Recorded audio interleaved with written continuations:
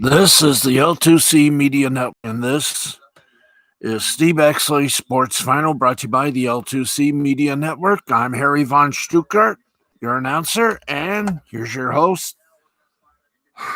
Little wounded, but he'll make it. That's why we're only doing a 45-minute show. Here's Steve.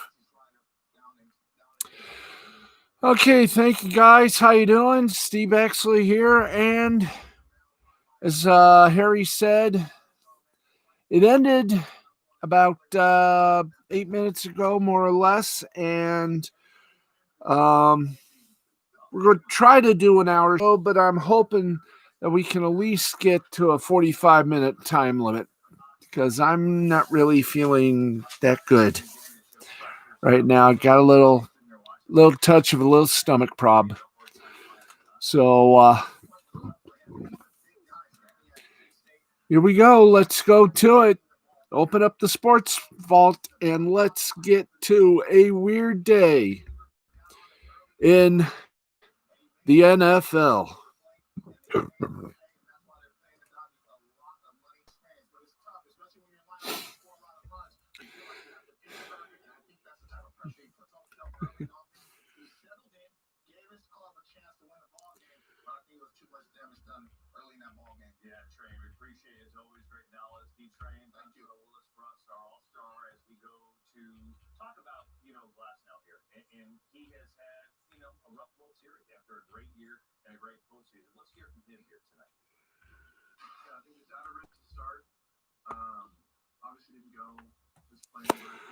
Anyway, let's get to it. There were a lot of injuries, and apparently some of them were from sports books.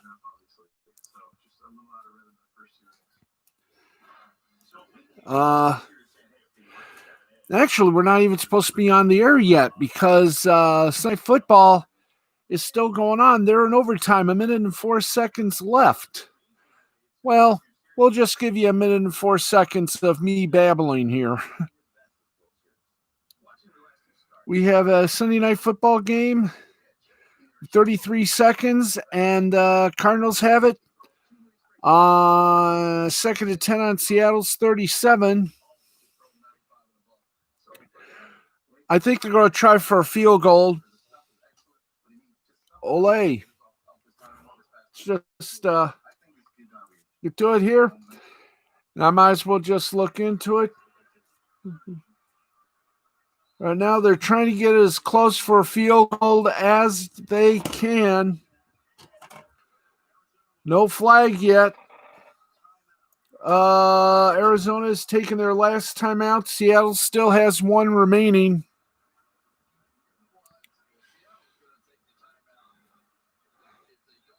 It is 34 in overtime. And oh boy, we got 25. You're kidding. We got less than half a minute left. So do they go for it? Oh, they're going to try for one more shot and then go to the field goal. There's a long throw and bobbled. Incomplete even. So we got about, and there's no flag on the play. Oh, wait a minute. Yes, we do have. Oh, they got away with it because there was offensive pass interference on the Cardinals, but the officials did not catch it. So now the Cardinals will try to break the tie. There's the kick. It's up and it's good. And you might as well say it, this game is hysterical, and it is over. The Cardinals beat the Seahawks 37-34. Let's give you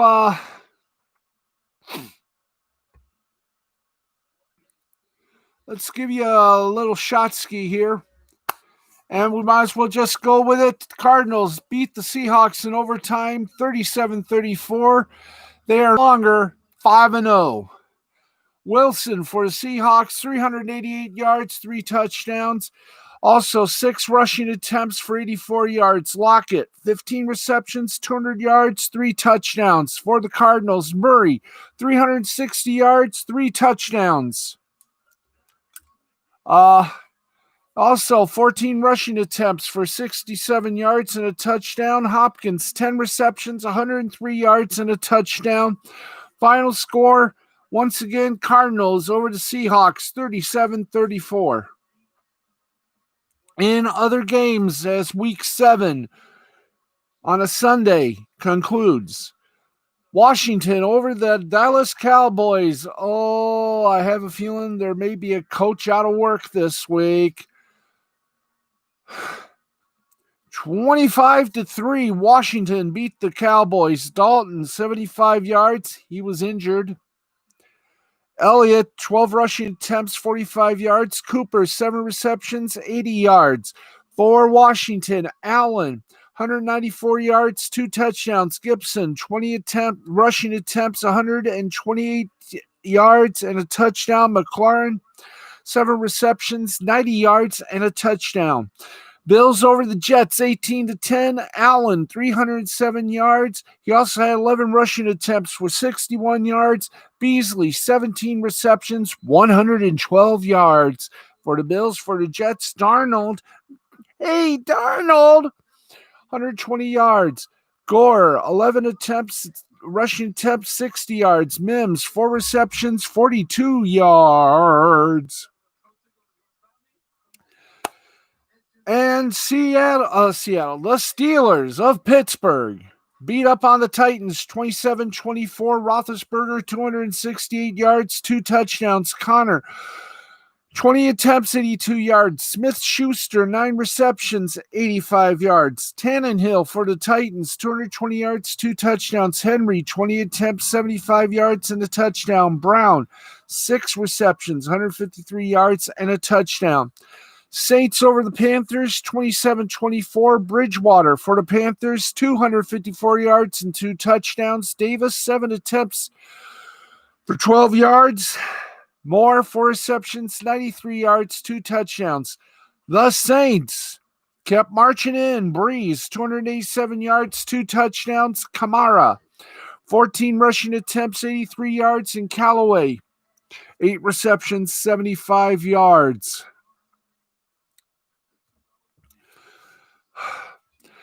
Browns beat the Bengals in the Battle of Ohio, 37-34. Mayfield with some spectacular plays, 297 yards, 5 touchdowns. Hunt, 18 rushing attempts, 76 yards. Higgins, 6 receptions, 110 yards. For the Bengals, Burrows, 406 yards, 3 touchdowns. Bernard, 13 rushing attempts, 37 yards. Boyd, 11 receptions, 101 yards, and a touchdown. Final score, 37-34, Browns over the Bengals. The Lions have a winning streak. They are now 3-3. They beat the hapless Falcons 23-22. Stafford, 340 yards and a touchdown. Peterson, 11 rushing attempts for 29 yards. And Golladay, the hero for the Lions, on one play, he literally got flipped. 6 receptions, 114 yards for the Falcons. Ryan, 338 yards and a touchdown. Gurley, 23 rushing attempts, 63 yards, 2 touchdowns. He was injured, horrid injury. He could be out for the season. Jones, 8 receptions, 97 yards. The Pack are back. Packers over the Texans, 35-20. Aaron Rodgers, 283 yards, 4 touchdowns. Williams, 19 rushing attempts, 77 yards and a touchdown. Adams, 13 receptions, 196 yards, 2 touchdowns for the Texans. Watson, 309 yards, 2 touchdowns. Johnson, 14 attempts, 42 yards. And Cobb, 8 receptions, 95 yards. Tommy Buccaneer does it again. Then next week, oh, is he going to get some help? Oh, baby. Is he going to get some help? Buccaneers beat the Raiders 45-20. Tommy Buccaneer, 369 yards, 4 touchdowns. Fournette, 11 rushing attempts, 50 yards. Miller, 6 receptions, 109 yards, and a touchdown. For the Raiders, Card, 284 yards, 2 touchdowns. Richards, 7 rushing attempts, 24 yards. And Aguilar, 5 receptions, 107 yards, and a touchdown. Wow.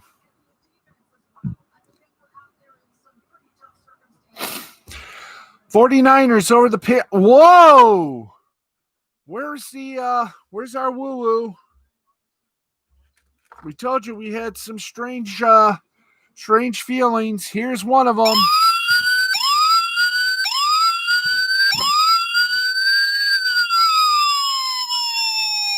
Bill Belichick, don't go to Subway anymore.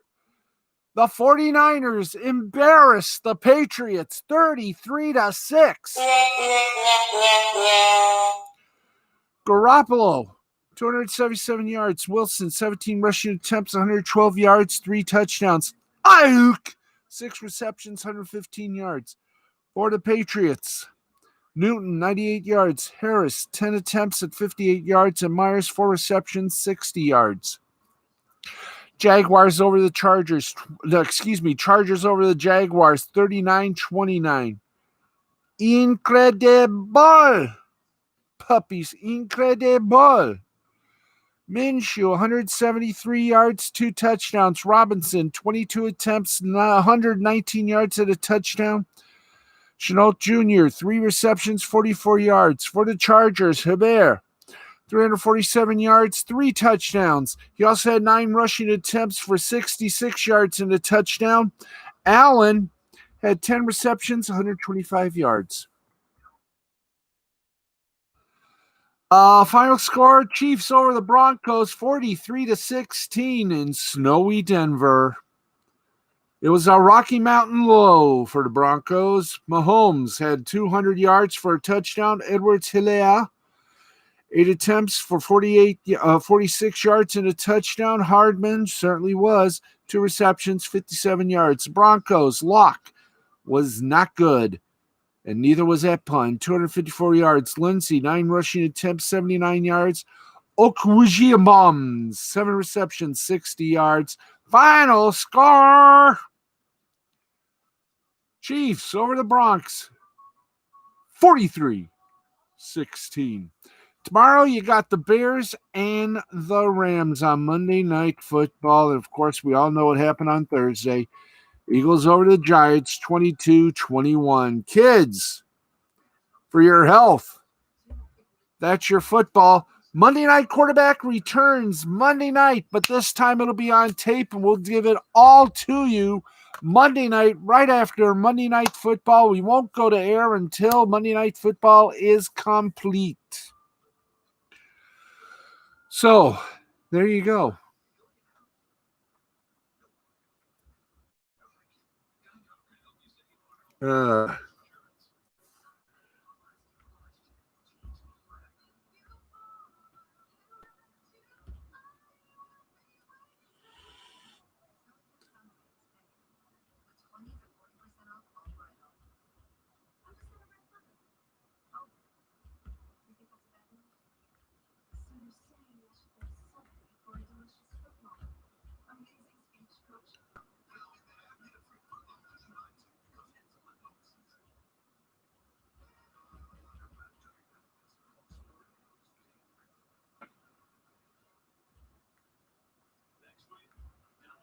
Let me get some information here.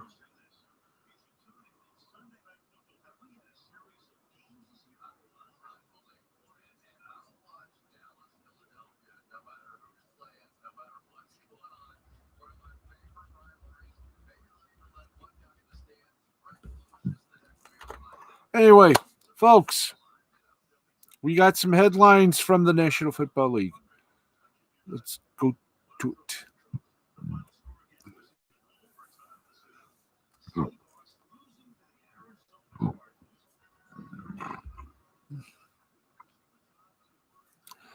Okay, during the Bengals game,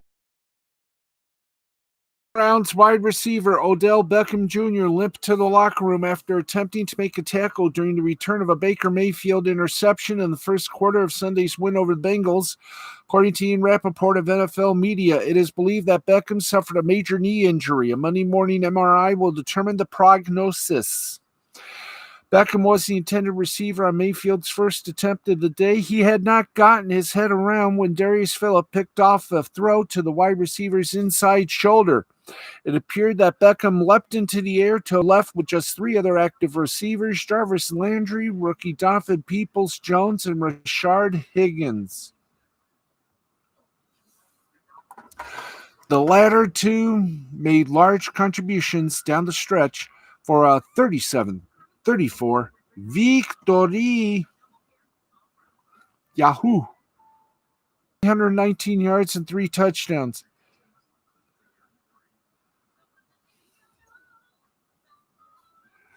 Season.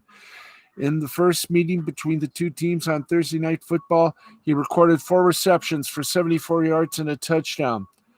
The 27-year-old missed a combined 27 games during the first 6 seasons of his career, and it sounds as though he might miss the final 9 games of the incumbent season. He has 3 years remaining on the 5-year, $90 million contract signed in August of 2018.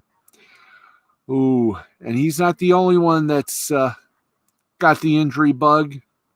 Let's keep going. And we go to Todd Gurley. He also had a little problem tonight or today.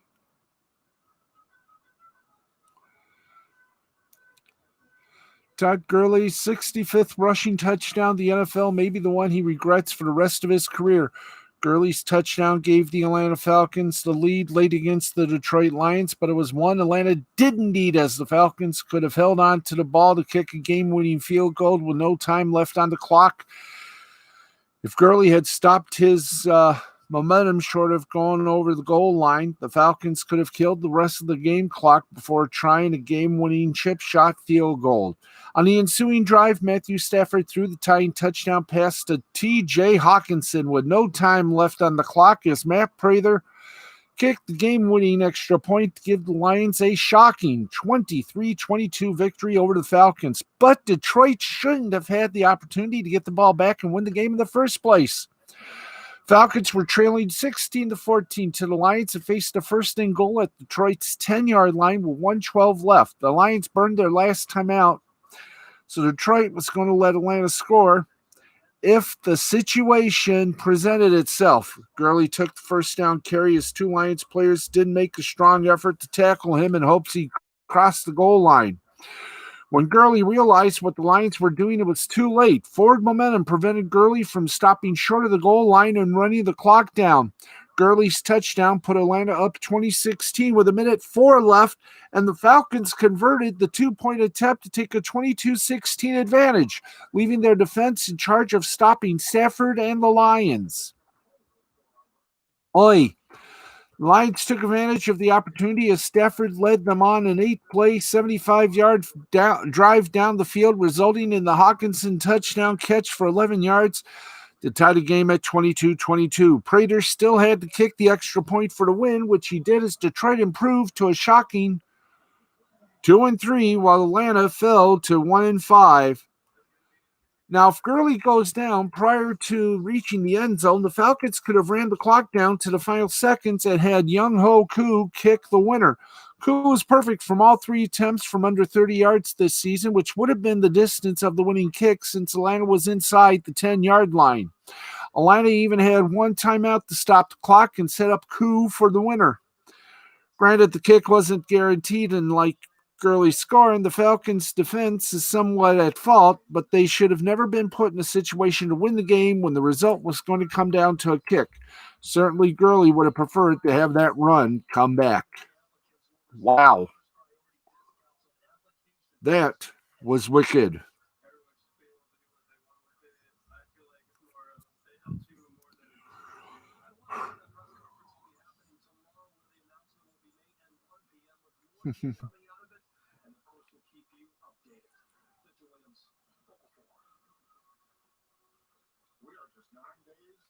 Anyway.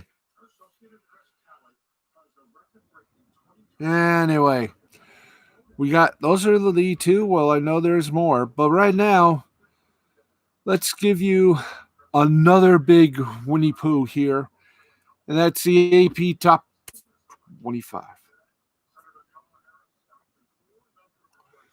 Ready? The AP Top 25 poll, and you're going to love it. Here we go. Top 25, let's go bottom up. Boise State, number 25. Oklahoma, 24. Iowa State, 23.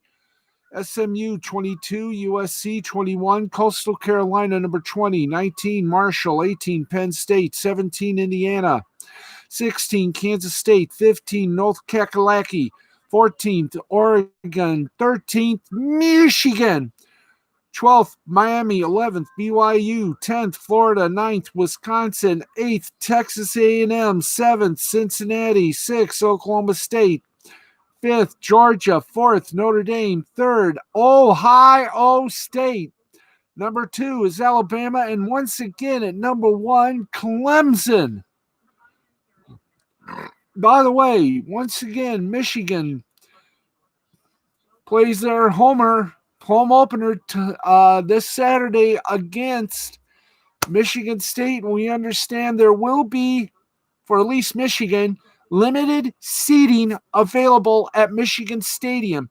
So technically, this means the long, I don't know if this means that their streak of sellouts has ended because of the coronavirus. So we're going to try. We're going to get. I think we better get a accounting.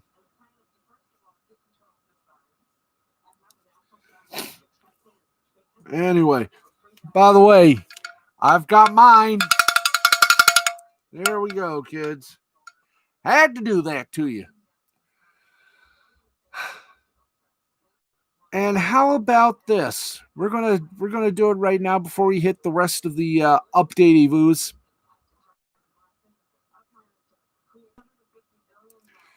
And yes, friends, Dodgers, after yesterday's shock, decided, hey, we're going to try to make things a little bit of a bloopy whoopy. Let's take you to the Dodgers Tampa Bay Game 5 of the World Series.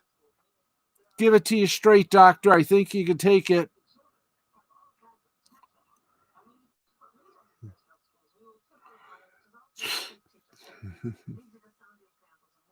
And just looking to see, we don't have it up yet. Oh, it's not up yet. Wonderful.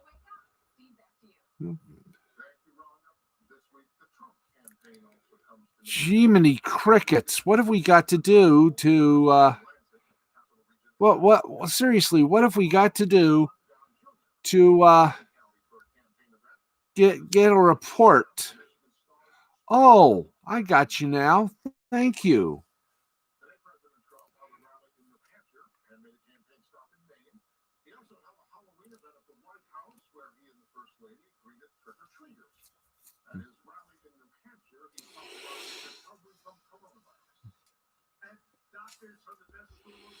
Okay, yeah. Thank you. Thank you for telling me. I got the IFB working today.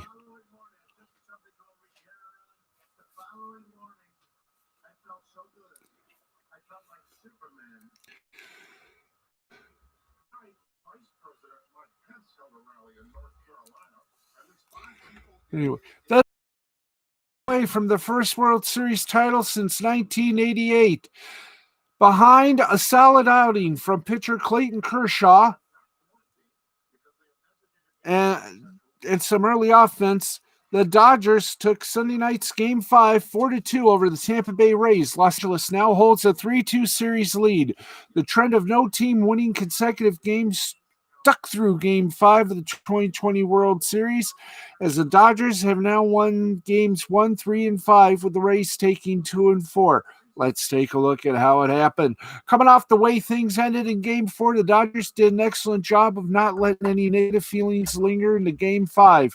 The first batter of the game was Mookie Bettis, and he put together an outstanding 8-pitch at-bat for a double-off race starter, Tyler Glasnow. Corey Seager quickly singled him home, and they were leading just minutes into the Ederson went deep in the second. And they made some home run history in the fifth. Max Muncy did some yard work as well. Muncy hadn't had a homer since the NLCS. That blast made him the 9th Dodger player to go deep this World Series, which is a record. The 1989 Bash brother A's had 8 players homer, and that was a previous record. That's via James Smith.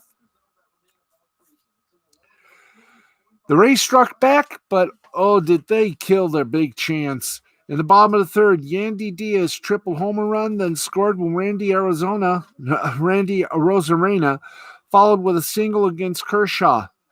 We'll pause to note that Arozarena, with this hit, set the record for most hits in a single postseason with 28. It isn't too surprising that someone broke the record this year with the expanded playoffs, but I'm not sure anyone would bet on Arozarena back in September. Anyway, it was 3-2 Dodgers, and the Rays then threatened in a major way in the fourth inning. Manuel Margot walked, stole second, and advanced to third on throw, getting away from Chris Taylor at second. Hunter Renfroe walked, and the Rays had runners at the corners with nobody out.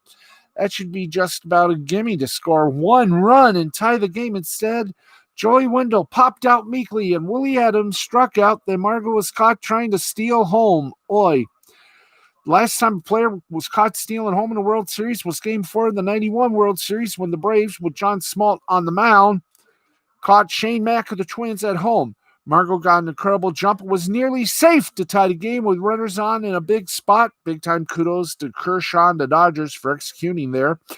A lot of pitchers would have balked when alerted to the runner heading home, or even made an errant throw. Now, Kershaw was mostly good, but he was pulled in the sixth. He got 5 2/3 innings, gave up 2 runs on 5 hits with 6 strikeouts and 2 walks. It's not bad. And the process, Kershaw passed Justin Verlander for most career postseason strikeouts with 207.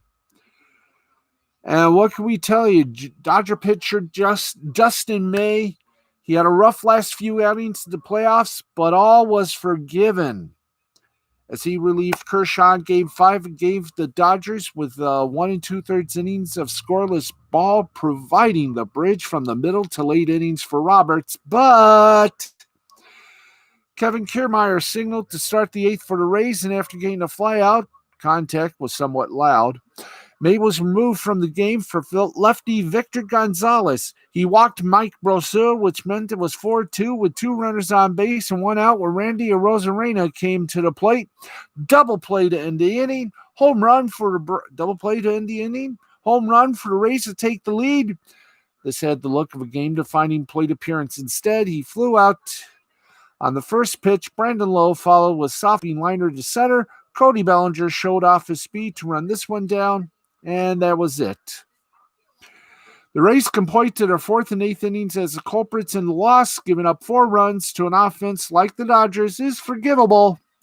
They just didn't take full advantage of their scoring opportunities on offense. So,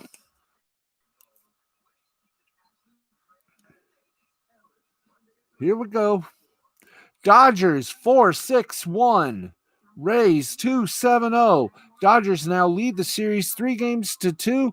Kershaw gets the win. He's 3-0. Glasnow 2-1. And Treinen gets his first save. Let's go to the players of the game. Kershaw, 5 2/3, 5 hits, gave up 5 hits, 2 earned runs, got 6 strikeouts, 2 walks. Treinen pitched 1 full inning, gave up 1 hit, Had 2 strikeouts. The rest was all good, baby. All good. Rays, they got the day. Rays and Dodgers get the day off tomorrow, and it could all be wrapped up on Tuesday unless, and this has been predictable for the rest of the World Series, the Rays come back to take it out and take us to a Game 7. Oh, is this wonderful or what? This is. Join Nick Ricada Monday for another edition of Lost Blaney the Interwebs. Midnight Eastern, 11 Central, only on the Ricada Law channel, right here on YouTube. Boys and girls, cats, kittens, frogs, hogs, and other aminals.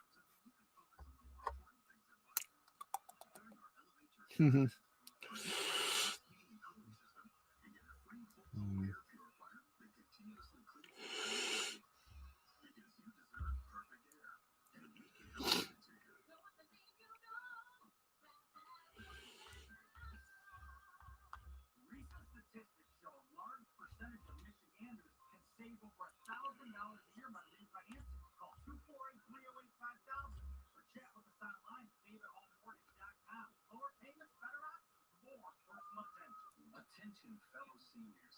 This election will determine your Medicare benefits. Under President Trump, Medicare premiums in Michigan have gone down 53%.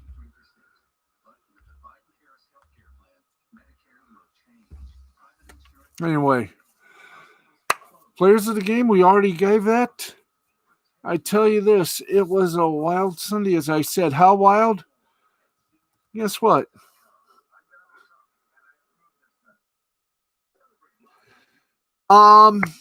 They have a chance to do a race in Texas. They did at least 45 laps, and a weather change. It was misty. So Texas will resume 10 a.m. Eastern Time with coverage on NBCSN.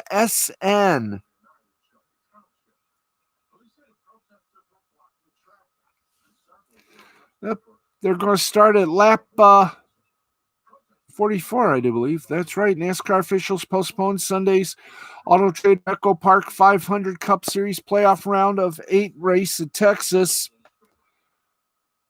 due to a flash. Thank you.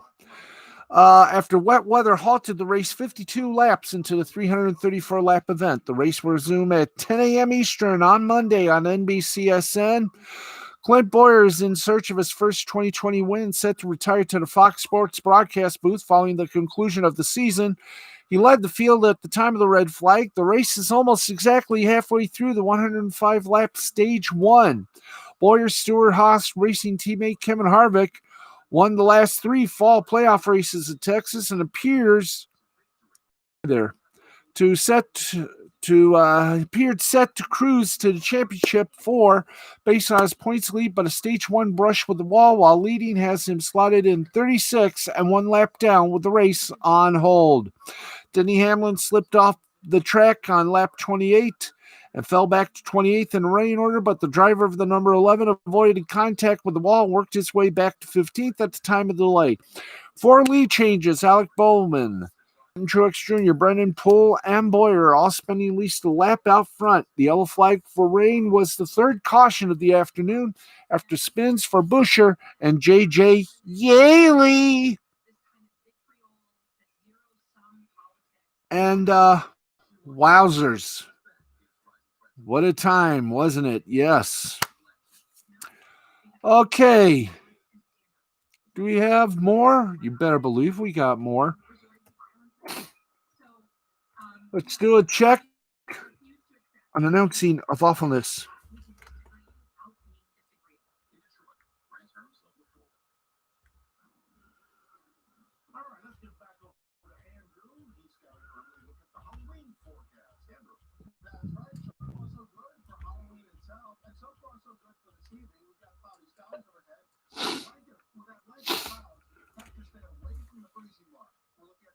Okay, just checking to see if we got any.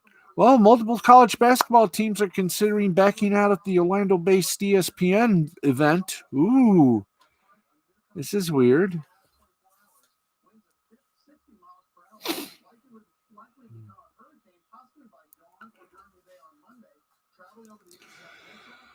And here it is.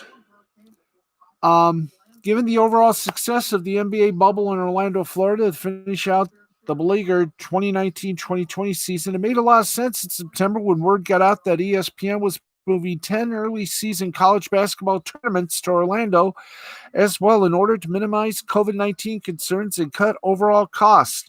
The Champions Classic, Charleston Classic, Myrtle Beach Invitational, NIT Season Tip-Off, Wooden Legacy, Orlando Invitational, Jimmy V Classic, and Diamond Head Classic were all expected to move to the ESPN Wide World of Sports property at Walt Disney World. But, and it would be, it was a perfectly realized effort of corporate synergy, plus some of the biggest names in college basketball would be involved, including Duke, Michigan State, Kansas, Kentucky, Georgetown, UCLA, Virginia, Gonzaga, and more. The TV schedule for all of these games sounds daunting, if not exciting. For college basketball fans, games are currently scheduled to begin on November 25th, and these tournaments would overlap over the course of 2 weeks. With so many games to play, it was noted that up to 3 games going on at once was a distinct possibility, making it a potential boon for ESPN's networks and streaming services, mainly ESPN Plus.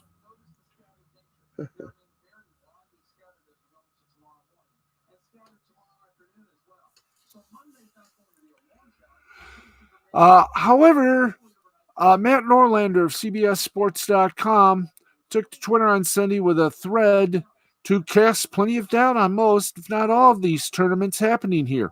Per Norlander's sources, widespread concern is quickly escalating over the stability, if not the survival, of every Orlando-based ESPN event. At the heart of the issue for most schools, per Norlander, is Disney's COVID-19 protocols that come with the Orlando event, as every school has its own protocols in place. Moving to a different system could create confusion as well as a lack of flexibility, not to mention concerns over liability if a coach or player tests positive for COVID-19 while in the bubble. One rule, if someone in your traveling party tests positive for COVID, you have to be quarantined in Orlando for 14 days at the team's expense.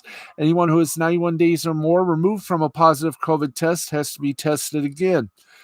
The Big 12 and SEC have not committed to the 90-day CDC rule yet, per sources. You can see where this creates a lot of liability issues for the schools. If a player tests positive, that means they're going to have to remain in the bubble for an additional 2 weeks, which not only affects their ability to play beyond the bubble, but likely balloons cost. As many of these schools have other games scheduled around these tournaments, they're being asked to be responsible to ESPN and Disney in a way that might not be worth their time or potential headaches, especially if they can't control the testing process as they have been.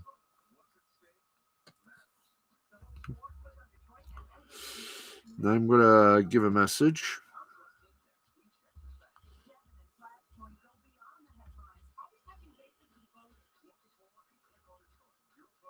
Something wrong? Huh? Is something wrong? No, I'm still on the air. Now, according to Norlander, many of the schools are reportedly reaching out to other Florida schools as backup options if the tournament doesn't happen or they end up backing out over concerns of COVID-19. Some schools are even reportedly speaking to one another about just playing games on our own, and, per Norlander, 2 big names have already decided to opt out, but they haven't announced it yet. Who are the 2?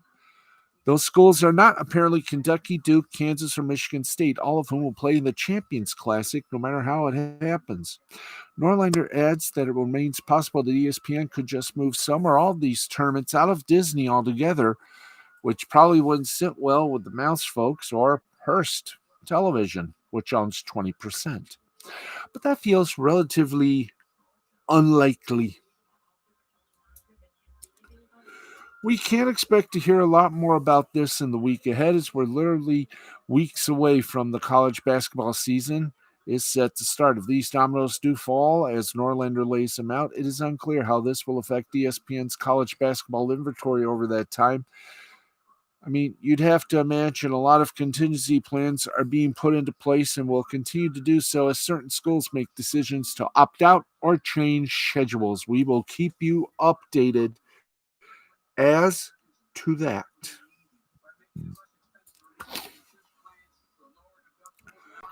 Okay.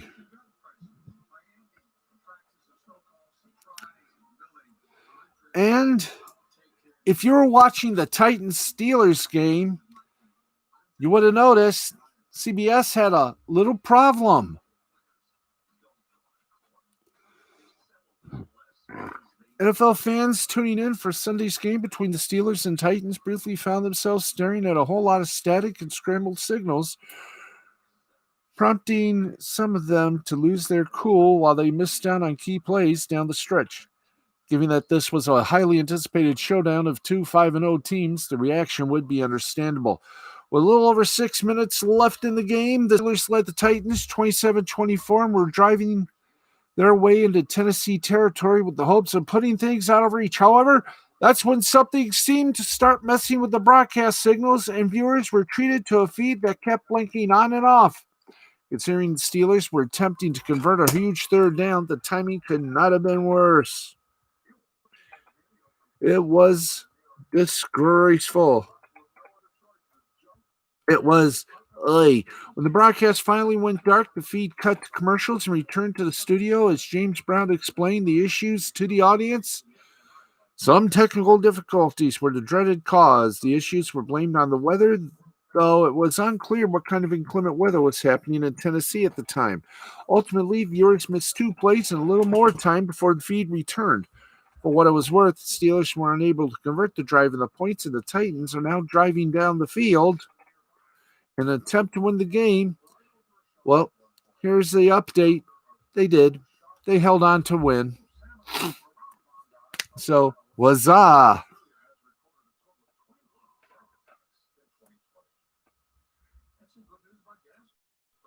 Okay. We are almost at the end of our little show here. Oh my God, Detroit's on 207. Well, you forget this is from 11 o'clock. You know, I need back prices. I dropped it. Okay, is that about, man, that is about done. We're almost done. We got, we're going to do this because we're going to go, off the air at 1:15. Because we started 12:15, we're going to end at, I don't know what time we actually started, but it was fun. So let's just do the let's go to the shout outs, shall we?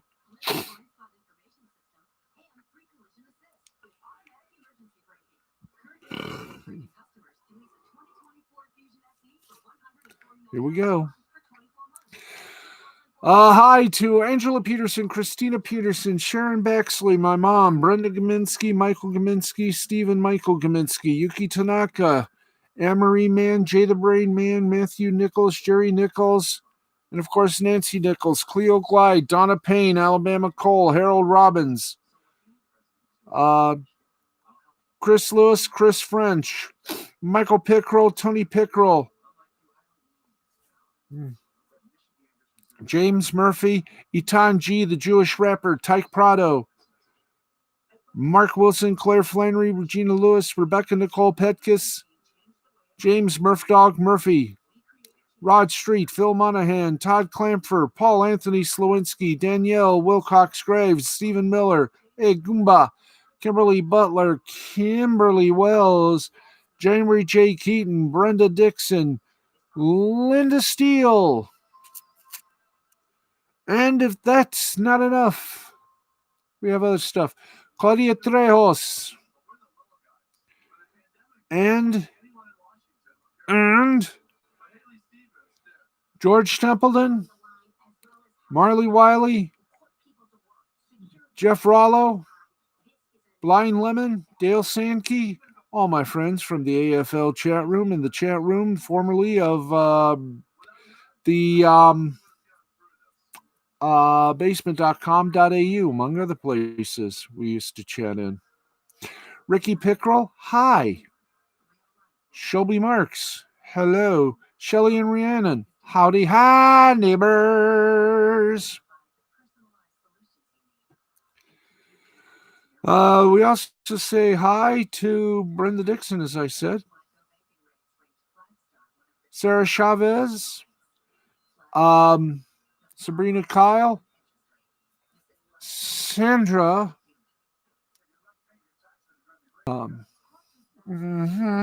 Sandra Douglas, Vanessa Douglas as well. Bonnie Bowman, of course. Amy Hayes, Frida Hayes, Morris Hayes, Stacy Hayes. How y'all doing? We go far. Chad Noppy, howdy do. Michelle Townsend Marconi. And of course, Rhiannon Townsend. Hi. And Stuart, my cousin. Oh boy, I am having a blast tonight.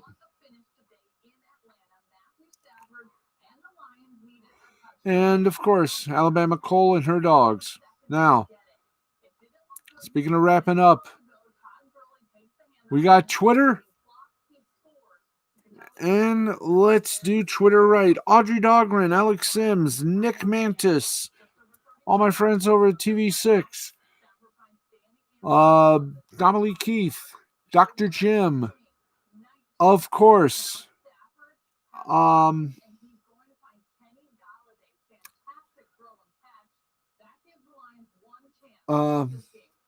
Angel Ortini.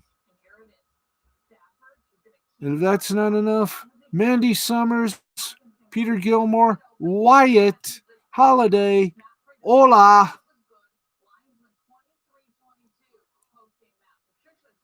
We also have some good folks. Beth McLeod. Love that lady. And of course, Brad Shepard.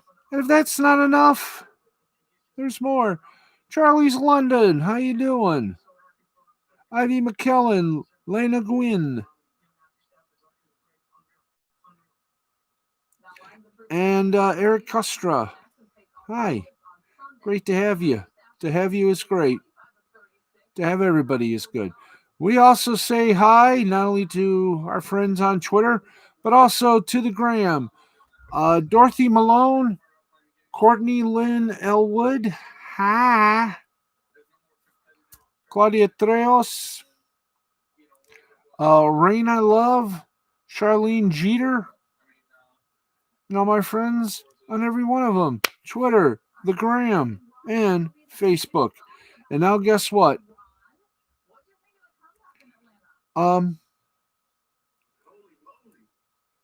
Let's see, we got about 49 minutes, so we're nearing the end of our stream here. Yay!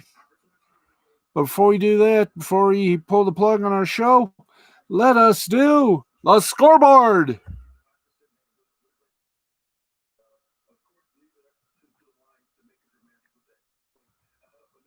The scoreboard, yes, friends, they boarded the score, and we got you.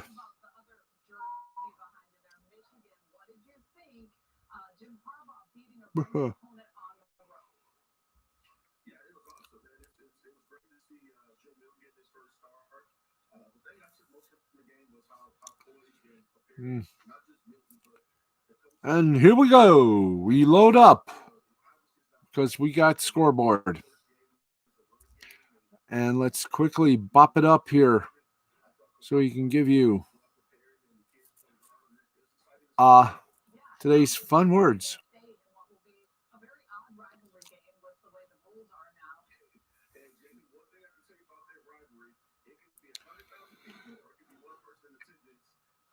And here we go. All right. England in the Premier League. Southampton beat Everton 2-0. The Wolves and Newcastle ended up in a 1-1 tie. Leicester City over Arsenal 1-0. In the Bundesliga, Wolfsburg over Arminia Bielefeld 2-1. Werder Bremen over and Hoffenheim tied at 1. Italy Serie A, Cagliari and over Crotone 4-2.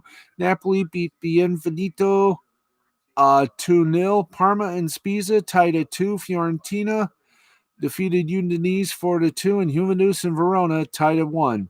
Spain in La Liga, Alves over Valladolid 2-0. Cadiz and Villarreal ended up in a goose egg tie. Granada beat Getafe 1-0. Real Sociedad beat Huesca 4-1. In Italian basketball, Olimpia Milano defeated Fortuna Bologna 82-71. Venezia over Sassari 99-92. Pesaro over Virtuous Roma 84-69. Brindisi over Treese 79-76. And in overtime, it was Trento over Cremona 85-83. In Espanol, it was Tenerife over Unicaja 86-79. Obradorio over Gran Canaria 85-75. Real Madrid over Estudiantes 93-77. Barcelona over Morabanc Andorra 82-71. Let's go to baseball. Thank you. Fukuoka Silverhawks beat the Cebu Lions 7-2, 7-13-1 for the Hawks, 2-7-1 for the Lions. Otaka got the win for the Hawks. He's 2-0. Matsumoto got the loss for the Lions. He's 5-6. Chibalati Marines over the York Buffaloes 10-1. 10-14-0 for the Marines, 1-8-4 for the Buffaloes. Chang gets the loss for the Buffaloes. He's 2-3. Iwashita gets the win for the Marines. He's 6-7. The Rakuten Golden Eagles whopped the Nippon Ham Fighters 13-4. And WAP, by the way, is spelled WHOP. WAP. 13-4, 13-17-1 for the Eagles, 4-3-2 for the Fighters. Takanaka for the Rakuten Folk for the Golden Eagles. He's your winner, 2-1. Arihara for the Nippon Ham Fighters gets a loss. He's 7-9. The Yokohama Bay Stars over the Hiroshima Carp 3-0, 3-7-1 for the Bay Stars, 0-6-0 for the Carp. Isi got the win for the Bay Stars. He's 1-0. Nakamura gets the loss for the Carp. He's 3-2. Hanshin Tigers over the Omuri Giants 4-2, 4-12-0 for the Tigers, 2-6-0 for the Giants. Hitaki gets the loss for the Giants. He's 3-4. Akiyama gets the win for the Tigers. He's 9-3. Or he gets 9. Yeah, he's 9-3. Chunichi Dragons over the Yakut Swallows 5-1. Yeah, 5. Can't see you. 5-1. 5-9-0 for the Dragons. 1-7-1 for the Swallows. Suarez for the Yakut Swallows gets the loss. 4-3 is his record. Yanagi gets the win for Chunichi Dragons. He's 5-6. Finally, let's go for... Is that it? Oh, we got 2 games in the Korean Baseball Organization. Kia Tigers over the Samsung Lions 10-1, 10-13-0 for the Tigers, 1-7-1 for the Samsung Lions, and the KT Wiz Swan over the Lottie Giants 10-5, 10-12-1 for the Swan, 5-9-2 for the Giants. And guess what, folks? With that said, with love and respect, we're done. I'm popping the IFB out of my ear. Why? Because that's it. We have done it. We've done a 55 minutes of a fairly good and weird show. Tomorrow, Monday Night Quarterback returns from a week and a half hiatus with a new look. And yes, we're going to tape that sucker. And we're going to do a lot of things to keep this show interesting and somewhat bizarre. But it is a small sports world after all. We'll also have the winner of the Texas playoff race in NASCAR. All that plus everything else you need to know, including the Monday Night Football game, which we follow as always. So tonight, we sort of didn't let Sunday Night Football end. Who cares? You saw a nice little game, and we did our best to entertain you.